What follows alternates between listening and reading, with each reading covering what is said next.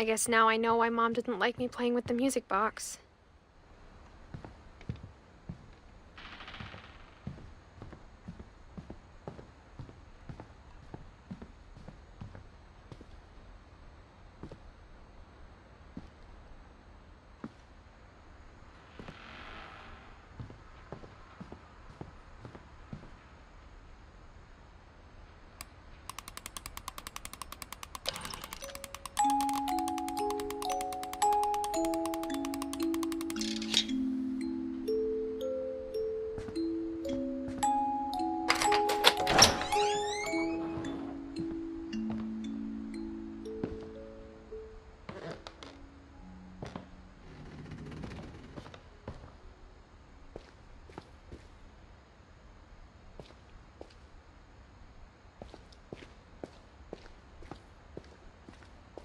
Mom said the basement was off limits, unless I wanted another tetanus shot.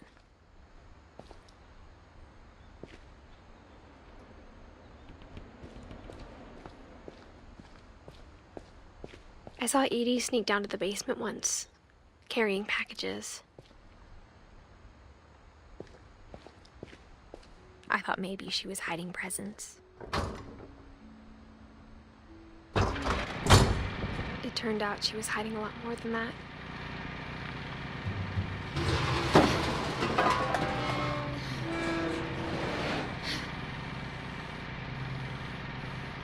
I remember asking Mom once about where Walter had gone. She said after Barbara died, he got as far away as he could. If there's a pattern in all these stories, I think it's that none of us has gotten very far.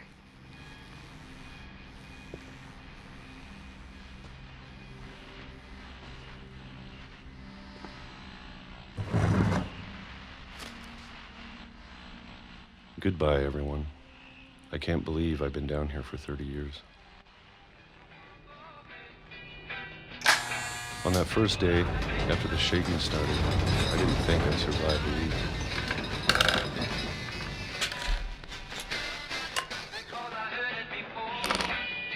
But after a few days, I settled into a routine. That's what kept me sane. Having a schedule, living for today. I always expected to be dead tomorrow. But if you wait long enough, you get used to anything.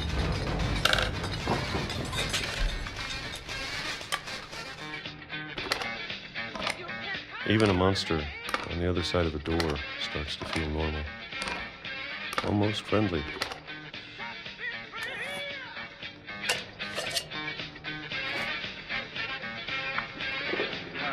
And then one day, everything just stopped. Whatever that thing was, it was gone. Maybe it got tired of waiting. Or maybe I just got tired of being afraid.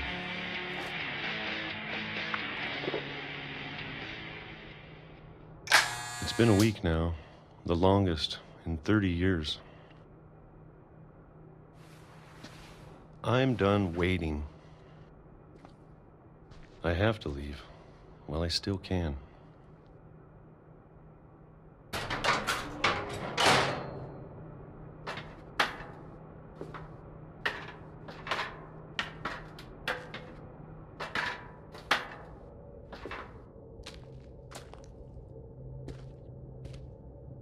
I know it's out there somewhere. Whatever killed Barbara and Molly and Calvin. Maybe this is all a mistake. But I need to stop living the same day, even if it kills me.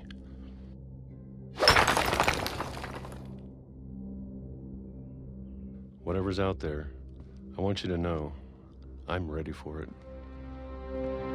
I'm going to appreciate all of it, especially the food. I don't mind if I only have a year left. Or a month. Or a single week. I'd be happy with 1 year ago. I can already imagine the sun on my face.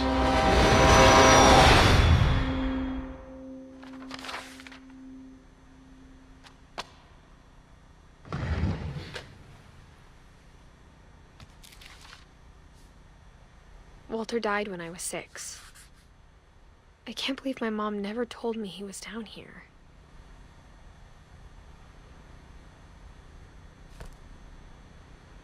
I'm sure my mom was trying to protect me.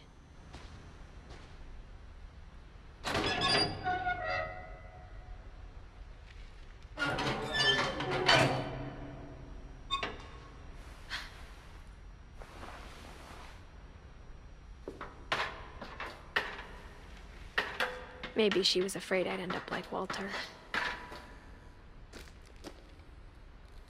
But if she never told me about an uncle under the house, I can only imagine what else she was hiding. I don't want to make the same mistakes she made. Trying to bury something that's still alive.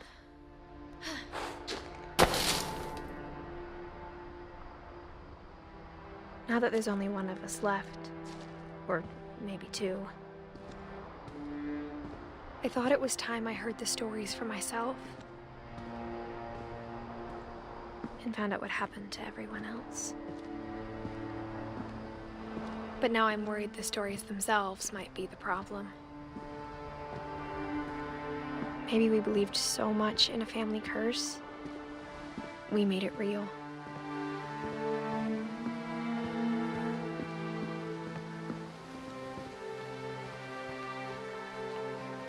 I don't know if I should even be writing this.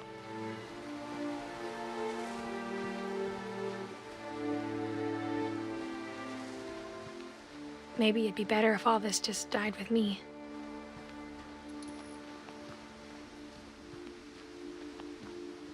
But I thought you should know about your family.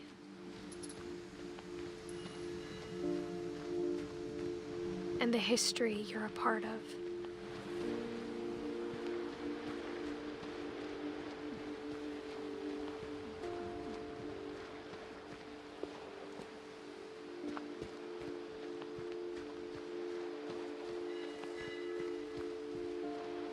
Though to be honest, I feel as lost as you probably do right now.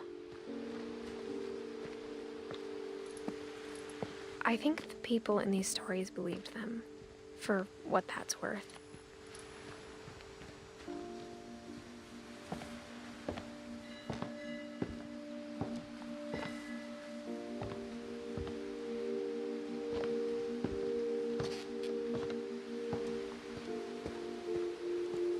And when you look at the house, that history of imagination and stubbornness and madness, any of it seems possible.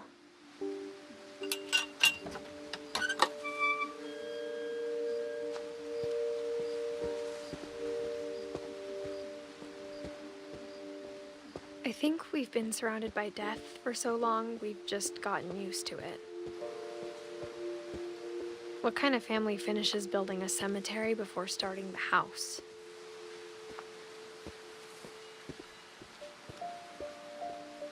It's embarrassing for me to admit this, but the pet cemetery made me more uncomfortable than the human one. 3 of the gerbils were mine, and 2 had been my fault. Sven built the house, but it was Edith who designed the cemetery.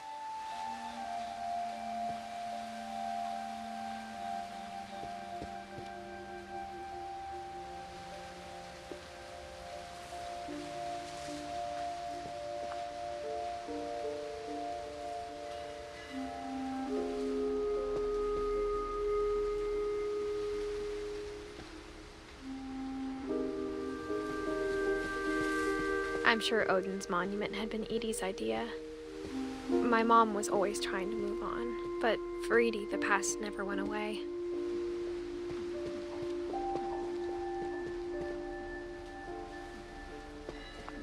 She could see it poking out of the water at low tide.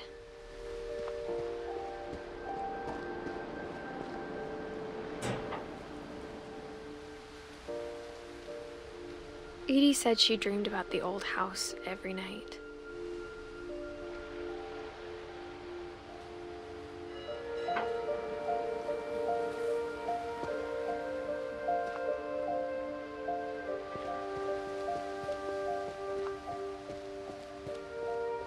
Edie's side was always easier for me to understand. But the older I get, the more I can see where my mom was coming from.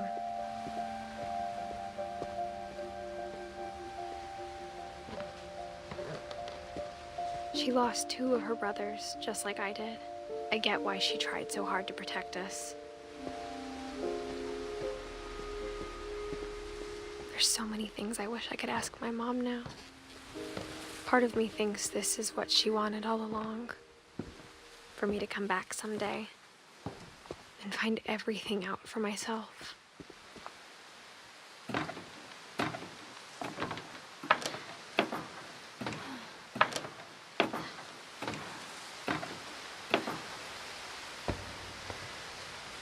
But looking back on it now,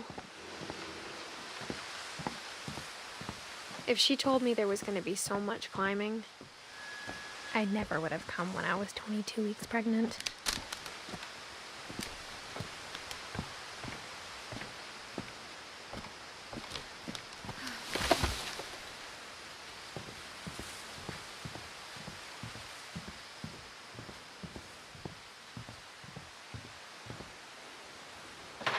I never met Grandpa Sam, but I think he and my mom had a lot in common.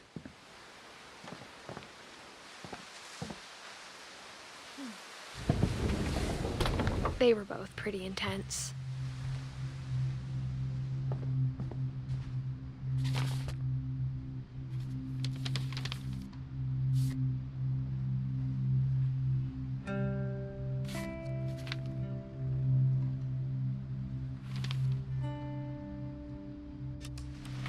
Dawn, I promise, you'll never forget this weekend. Yes, sir. These memories are gonna last a lifetime. Mm-hmm. Am I gonna have to shoot anything? It's a hunting trip, Dawn. Shooting is strongly encouraged. Shouldn't we be leaving? Just want to get a shot of you, Dawn, then we can take off. Perfect. It's gonna rain the whole weekend, isn't it? Please just take the damn picture. Hey, language. I will never forget this weekend, Dad. Okay, got it. I'm gonna take some pictures, okay? Just be careful. The camera's older than you are.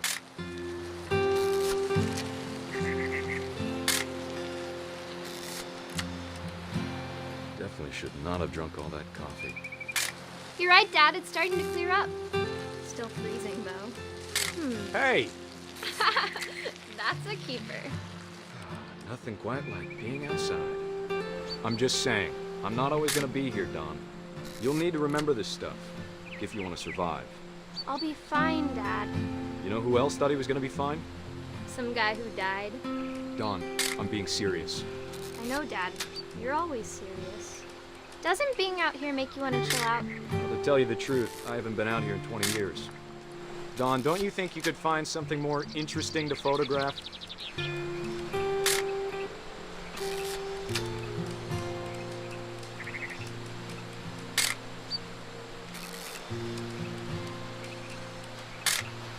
Last time I was with my brother Calvin.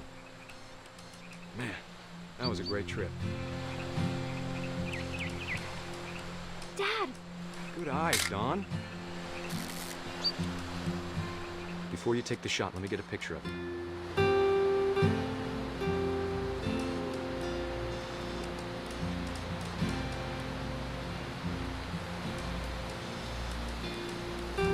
Dad!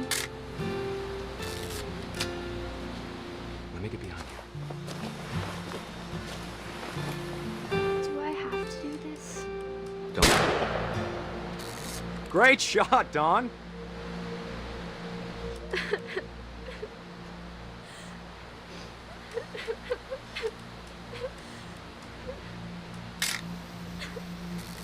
I'm proud of you, Dawn. Always remember that, okay?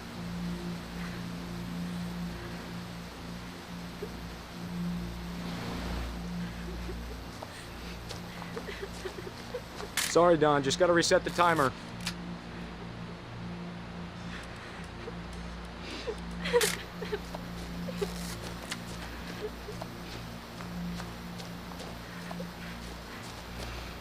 Dad, it's twitching. I think That's it's totally normal, Dawn. Just focus on the camera. Try not to think about— Dad!